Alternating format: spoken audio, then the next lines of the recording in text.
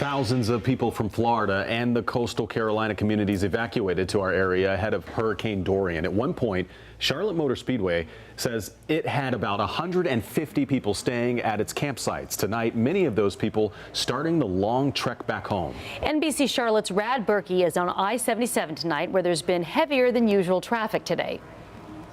That's right. It's looked like this much of the day. Let me show you from the storm tracker here. Heavy traffic moving slowly. Many of these people headed home after fleeing from Dorian to see what damage was done. We're happy and we're lucky. Dale Stauffer, his wife, and their dog Valentine left their home in Hilton Head and spent much of this week at a hotel in South Park. With Dorian now moving on, they started the trip back home. What do you think you're going to find when you get home? Everything okay? From what our neighbors have said, just a lot of leaves and a few little limbs.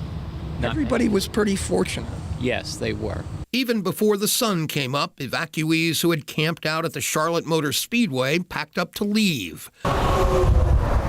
Driving south on I-77, chances were good you'd have cars alongside you from any one of the states that Dorian targeted. Laura Haley had packed her vehicle with snacks for the drive home to Melbourne, Florida, once thought to be directly threatened by Dorian.